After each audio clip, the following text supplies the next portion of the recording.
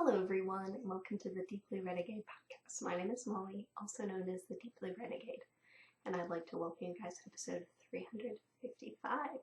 Today is Saturday, February 6th, 2021, and I'm glad you could join me today. It is, or would it be? Beautiful sunny day today.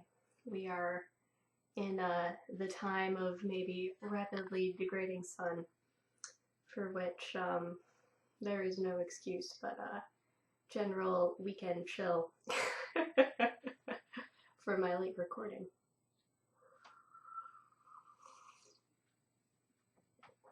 But such is life. It's not so late that I can't drink coffee, but I don't really have any good reasons right now.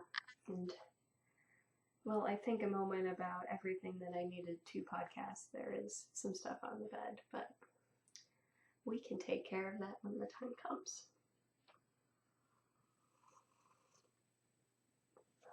But it certainly feels warm in here today. I would have been wearing some knitwear, but it was just like, might actually have to open the window. Wouldn't that be very exciting? So, or would it be? I just had to laugh at myself a little bit because I went to bed earlier than usual last night, and I was rewarded by waking up way earlier than I normally do. Or would it be? I have not seen dawn from that side of awake in a very long time.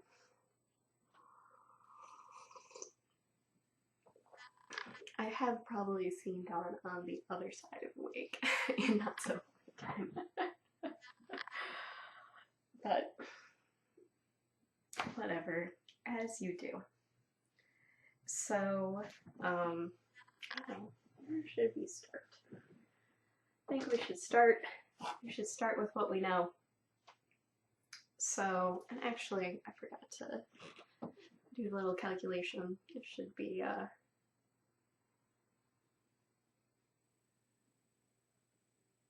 all right. So, exciting news. So last week I managed to make it to the 25% point on the shawl very, very shortly after, or would it be, like I was like 3 or 4 rows away from doing that there. And I have knit 10% of the shawl this week, which is very exciting and festive. So this is the Viajante, which is a Martina band pattern. And I am using Wollmeise lace yarn in the Rittersporn colorway, which if you have seen my post on Instagram, these dark patches are actually purple and some dark blue, but mostly purple. And I am in the midst of doing the lace mesh repeat. So based on those calculations, if I started at 25%, it looks like if I am diligent on this, it will be 2 more weeks until it's done, which is very fun and exciting. So so I've started the mesh bead lace. It looks very lovely and beautiful. I had to pull out my original Viajante to figure out what exactly it was that I did, while also being open to the fact that, what would it be? Well, also sort of just being open to the fact that, whatever, stuff happens, things change, this will be fine. So this is going to have a very nice heft from the beads. I ended up using gold lined translucent ones, so they don't have as much pop as the pearly ones do, but I still think they do like stand out and probably are a little bit more sparkly. So that is that. So I don't know. it seemed like I got an awful lot done on this week, which is cool. I don't know if it's a case where the opportunity to do something new has been motivating to me. That is a distinct possibility. So, that's the story there. I managed to do quite a lot of rows this week. But it will take two hands to manipulate that, so... Oh, I don't even want to count. I guess I'll count.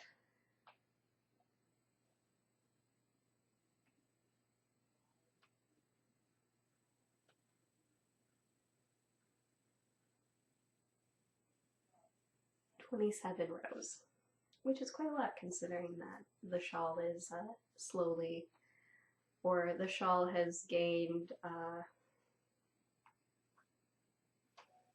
whatever, the 54 more stitches in circumference from then to now. Possibly more. This guy might actually be accelerating when it comes to increases, because I'm not sure whether or not my decreases are working properly anymore. As you do.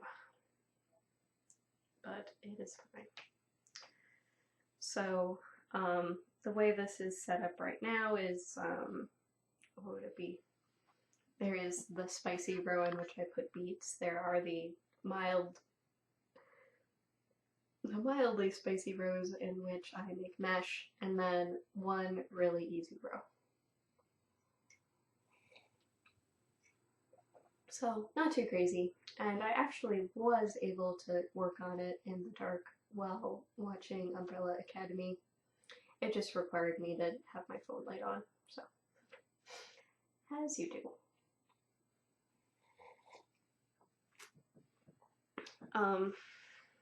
But it isn't very exciting knitting. I probably could be paying more attention to it, but I did end up getting a distraction this week.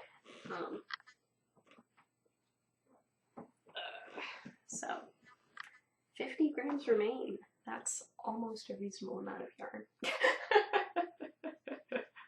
As you do. Oh well.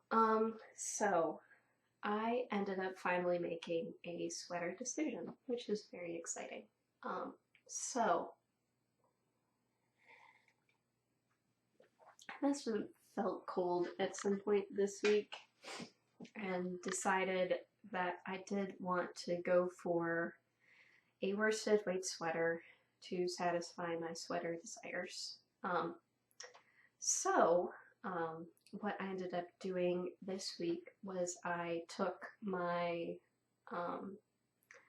Wicked sweater, which is, I believe, the second sweater I ever knit, maybe the third, that I knit out of this absolutely gorgeous Neighborhood Fiber Company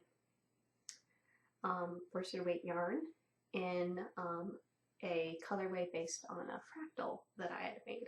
So this is my teal navy fractal yarn, and it was just way too darn pretty to be in a sweater that didn't suit me.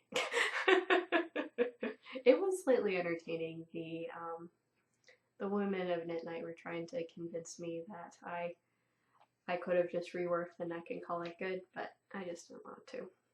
I just wanted a whole new sweater, because the previous sweater was simultaneously too fancy and too casual for me. Or would it be the kangaroo pocket made it too casual, but then, I don't know, the boat neck just wasn't doing it for me. Not that, like, this neck is particularly small, but, as you do. So, this is Crayon Etching, which is by...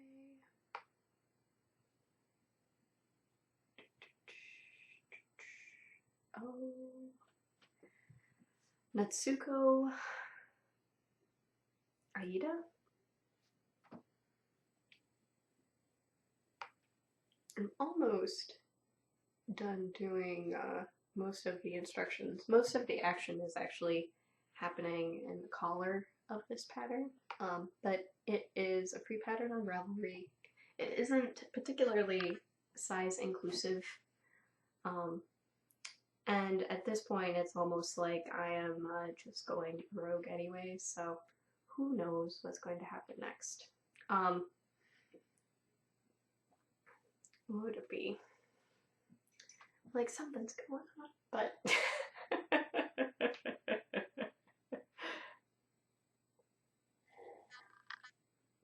it might actually be the case where I was supposed to accelerate my increases and I didn't end up doing that. But the other thing that's going on here is that it is linen stitch. So I think that this ends up looking very, very gorgeous in this indie dyed yarn. But even on top of that, it's possible that I would actually want to wear this inside out. And the way that I've been doing things, I think, does end up enabling that possibility. So, what would it be? And this is just based on how I'm going about doing the finishing and how I'm joining the balls. But what I boiled down to was, I think, Wednesday night. I decided that I was going to rip out the sweater. So I was doing a task that did not involve a lot of brain power while skein the yarn from the sweater. I do have to laugh at myself a bit because there were definitely some pretty small lengths of yarn in there.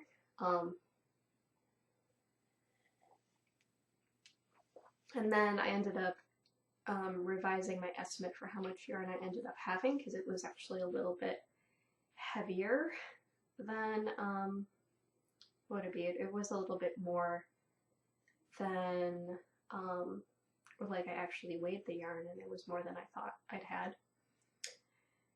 And after I'd gotten everything skeined up, then I took it to my tea kettle and steamed it. So this takes slightly more of my time because you just sort of have to pass the yarn over the steam coming up out of the kettle. But it is faster than wetting the yarn, letting it relax, and then waiting for it to dry. So I did manage to cast it on Wednesday night. And I worked, I mostly had just gotten the collar done Wednesday night.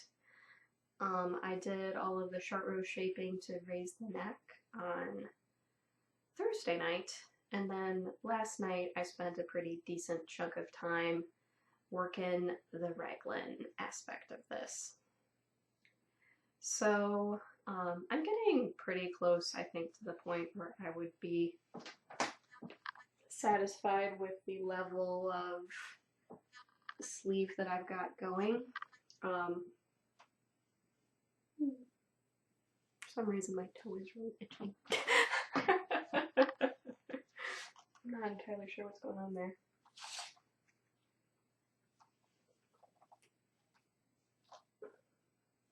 Oh, I'm not there yet. Not even a little bit. I'm pretty sure that this is a trustworthy tape measure. So if we go here and look and see, then the answer is no. I'm stuck in raglan land for quite a bit longer. So like brioche, linen stitch is, or the way the designer is treating the linen stitch is an awful lot like brioche. So it'd be the case where it takes 2 passes. It ends up taking 2 passes to sort of create a full-sized row. as you do. And so as a result, as a result, I might have done extra sleeve increases as I was working the short rows, because she's expecting you to do it like every fourth. And then there's something more complicated that is happening in the body for some reason that I'm not entirely understanding. This might be the case where it's a hurry up and make this grow portion of the sweater. I may have to reread it a little bit, but I am, I think, 4 inches away from, or would it be? I am 4 inches away from hitting my arm measurement, and that isn't even including ease at this point, so, and yeah, no, like, something sort of in the vicinity of here. So I still have quite a lot of work to go. So I've already incorporated one small ball, and I've actually got most of another one done. And then as I was ripping it apart, there was one really big ball. I didn't alternate skeins when I knit the original sweater, which you could sort of see. The yarn was like a little bit asymmetric, so I figured that alternating was going to be a good way to go. I did go straight on to morning with the sleeves, which was entertaining. Because there were a decent number of ends from the sweater, because the original sweater had a pocket and a couple of rounds of lengthening in order to make it suit me, or suit me in terms of length, or as Caroline would say, bang on mid-hip.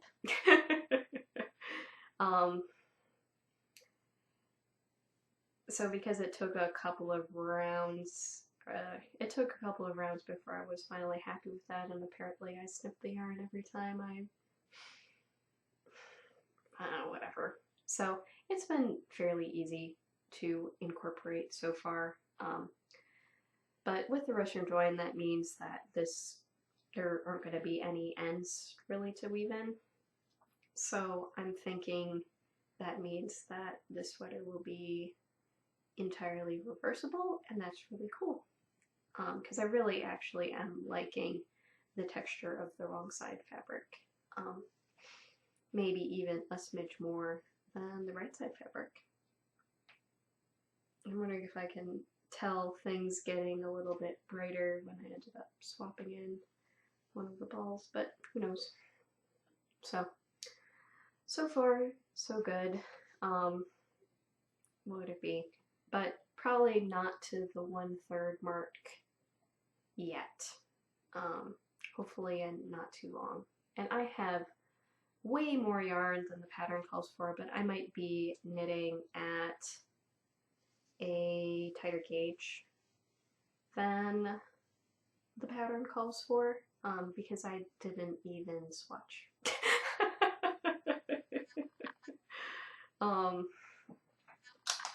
Oops. Not that this is the most pleasant yarn to that would be interesting. I'm knitting this on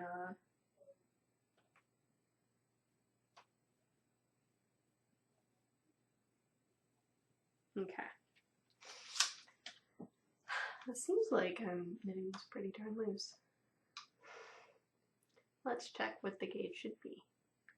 It's also possible that this will end up actually being bigger.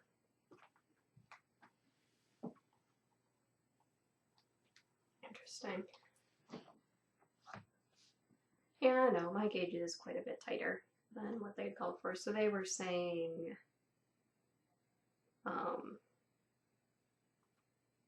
13 stitches across 4 inches, and I'm probably running closer to 5 stitches per inch, which would be more like 20. Which is very different. So I might just be knitting this like I think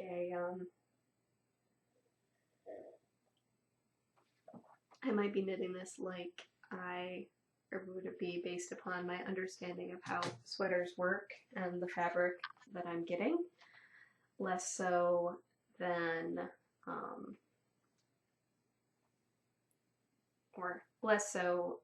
actually following the pattern to a T. And the thing that I ended up changing was that I actually put on this collar.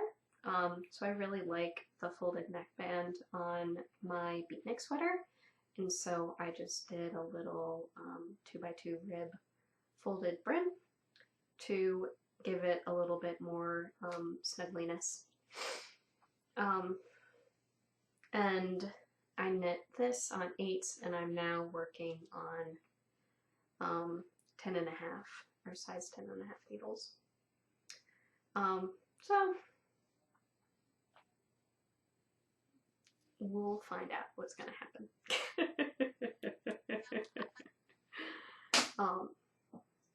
Luckily it's a top-down sweater, so much like toe-up socks, you get a lot of latitude in modifying to fit. Oops. Where are all of them? There we go. Not that all of these are entirely relevant to our discussion. So these are 2 skeins that I finished last week that I still haven't washed yet, but that I did show off to the knitters. So I have my light blue with pops of pink yarn that was mostly made with like light gray Rolox. I have my accidental fractal spin. And then these 2 guys.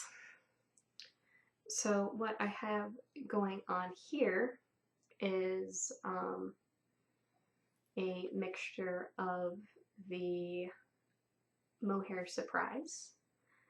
So these were Rologs that were a real pain to spin. I think it was like Leicester long wool with like mohair locks embedded in them. The mohair was super pleasant. The Leicester long wool was quite frankly pretty terrible. But the resulting yarn is lovely. It was just a bear to spin. And this is what it looks like applied against itself. There seem to be a lot more mohair locks sort of on this first section, so you can see how they're sort of applying on top of each other and that sort of thing. But it's mostly, if I keep going, will it get lighter? Okay. Oops. So, there's that. I don't think there was anything too distressing about what was in my fingernails. So this is a little mini, it's 10 grams and 75 yards. This other guy is about 80 grams. I'm just going to quick look and see what the yardage was. I believe, okay, oh yeah, so 10.95 grams, 75.5h yards. This guy is 82.3 grams, and it is 307.5 yards. Okay. Work through, bring it in. And so what's interesting about this one is that 2 of the plies are from an art bat that had bits of yarn in it, which you're seeing as bright pops of color here. In addition to, see, like that little green section, that's the mohair surprise from the Rologs. So, I'll show you the other side.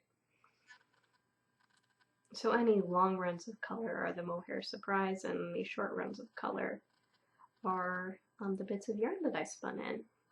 And there is a pinkish cast to this because there was like some pink silk in here, but that wasn't really showing up on the camera because my camera denies pink. It does not acknowledge the existence of pink in the universe. So I'll probably end up washing all of these skeins, so the two Art Bat ones, the BFL spin, and then the Rollag one. I have no clue what I'm gonna do with this, but it didn't seem like chain plying this was going to go either, so I just sort of broke it off. Figure that is close enough. But I don't know. There is a plan percolating in my brain, so perhaps there will be an opportunity to do something with it.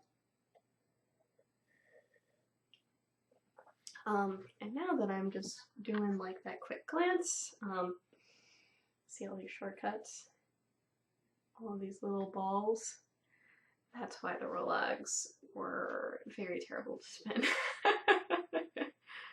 I was not careful about removing them before I put the fiber upon the blending board, and I paid dearly for that because it was such a bear to spin. But the plying of it was really fun, and I'm really charmed with the result. It may just be the case where I need to, or what would it be? Fiber prep, like many things, means the quality of your inputs determines the quality of your outputs. And I was not as persnickety about my input quality as I probably needed to be. So, what can you do? Not too much at this point. But what this means right now is I actually don't have anything on the wheel because I have been going to be, I don't even remember when I finished playing it. Probably Tuesday. I feel like that made sense. Like it really matters. But what's going to be next on the wheel is my 2-ply fractal project. So I have an ounce of carded slaver and an ounce of Rolex that I made on the drum carder, and we'll see how this turns out. I guess I'm actually sort of curious whether or not the drum carder Rolex are going to just feel a lot better than the blending board Rolex. My first set of Rolex were really pleasant to spin, and I can't recall why it was that it was one way versus the other. But all of the, or would it be my final 2 sets of Rolex from all of these different samples were both made on the drum carder, so I'm sort of hopeful. And this is fiber that I made this is fiber that I ended up preparing last January during the Clemis and Clemis carding fractals class, which was fun and interesting. Mostly like a creative endeavor to understand what other things you could do with the machine. So, can't do everything, but it can do an awful lot, and for that I am excited and thankful. And hopefully fairly soon I'll be able to get to some of the other projects that I'm planning for this guy.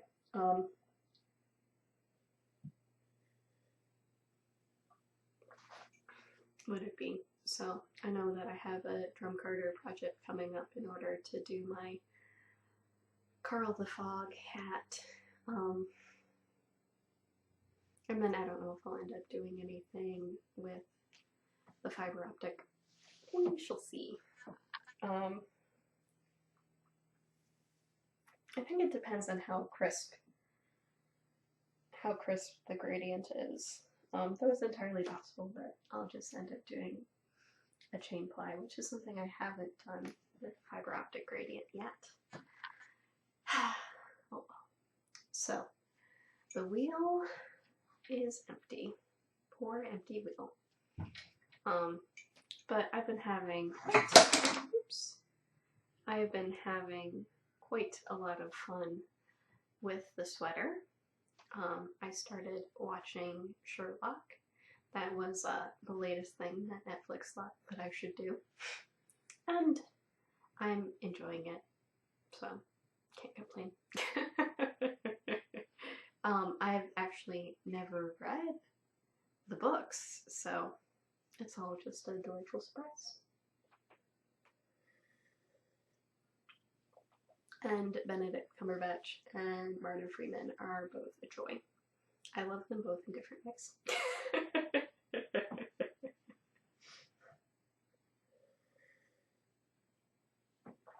So there's that. And then what I ended up pondering today was whether or not I wanted to do some dyeing fun. So I think that just sort of depends on how I'm feeling at any given moment. But this is the second oldest skein in my stash. It's one of my early dyeing experiments. And it is 80% fine merino, 20% cashmere cobweb, and there is 1,000 yards in this 80-gram partial skein. It is 3-ply, which I found actually to be sort of surprising. And I made this into a super long skein, and then did sort of like a medium green, a bluer green, and a more yellow green, hand painted on it. Way back when, probably 2010, maybe 2011. This is before I owned a ball winder or a Swift, because the yarn was in a hand-wound ball that I have now wound 2 more times in order to actually do some like cake dyeing. I think it would break my soul a little bit to skein it, and I probably will end up skeining it. But not before I attempt to make it more blue than it currently is. No dig on my original dye job. I don't think I used enough acid. I definitely remember it bleeding and becoming less vibrant. I don't think it was because there was too much dye, because it is pretty pale shade for me. This wouldn't be sort of my usual color. I know I dyed it green because I'd already used up the blue in over dyeing yarn for a different sweater that I ripped out, dyed more blue, and then reknit again, which is my beatnik. It used to be a different cardigan, and probably, I don't know, I don't need that many cardigans in my life. I need all of the pullovers. So the plan is to do the Chizarande. That's some sort of nope on this. Interesting. I wonder when that happened. Probably during one of the winding sessions today.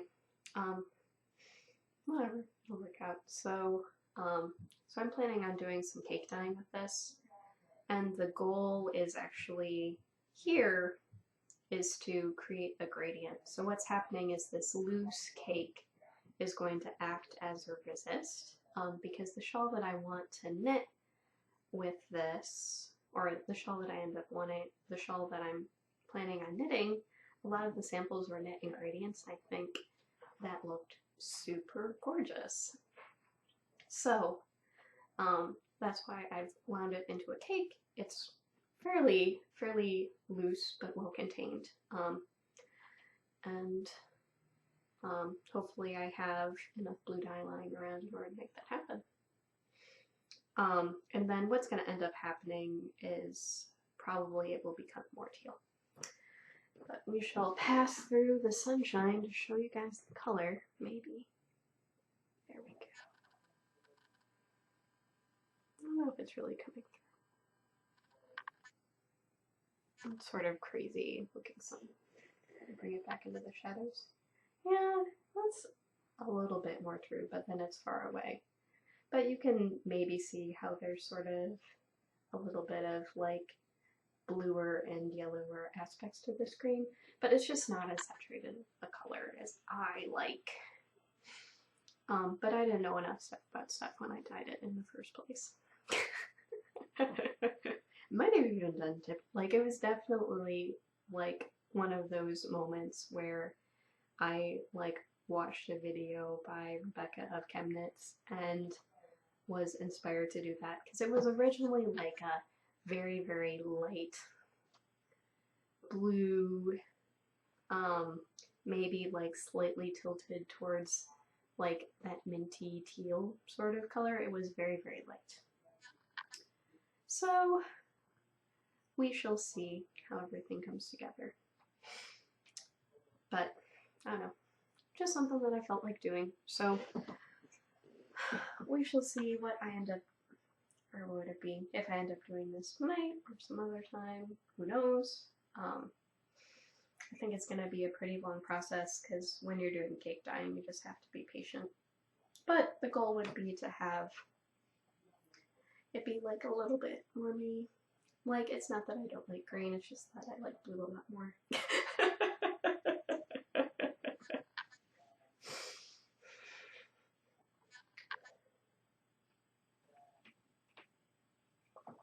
Amongst my color loves, I'm definitely, or would it be blue, then red, then teal, then probably green after that. And I only do purple just to mix it up sometimes, as you do. So, yeah, that is the story there. I don't know, now I'm feeling really inspired to just go run off and do it anyways, so that might be what I do today. Pull out all the dye stuff and go ahead and do that. And then other exciting things like figuring out groceries for the week and what we're going to be eating and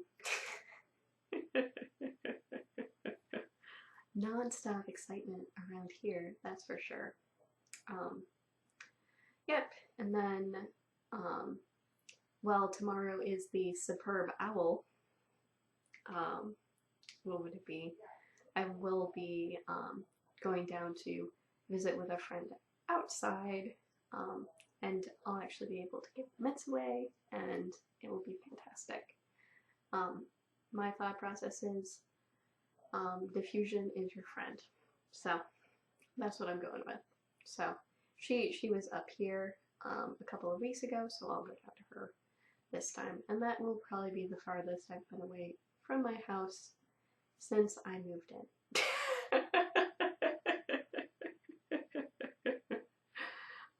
Where second place is going to work.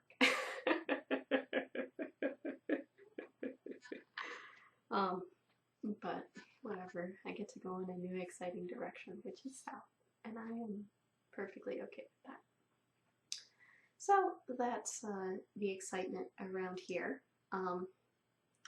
We shall see how I end up going. What would it be? I don't know if this delight will end up being the next thing that I cast on in a few weeks, or if it will be something else. The world is my oyster right now.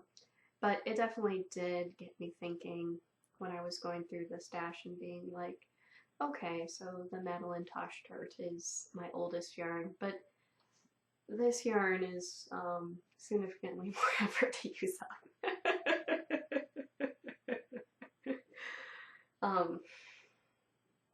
And it is so soft and lovely. It is very, very lovely yarn indeed. What would it be?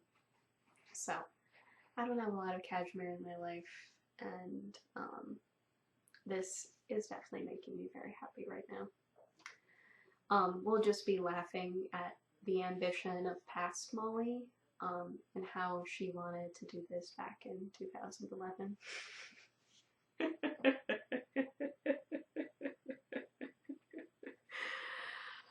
I'm assuming, I think it was about then. Not that I wasn't ambitious back then. I knit the Even Star in 2012, so what would it be? Or I started the podcast in 2012 too, so there's that as well. Was that 2012? Maybe 2013. But not too crazy there. So a lot of stuff's happened since then. But it is making me happy. And it's definitely very lovely to feel this as a softly run ball. So there's that. So that is all the excitement. Don't see any reason why I won't be recording next week. Yeah, no, I can be super regular still. So, yep. With that, I hope you guys have a lovely week, and I look forward to talking to you guys next week. So, take care, guys. Bye-bye.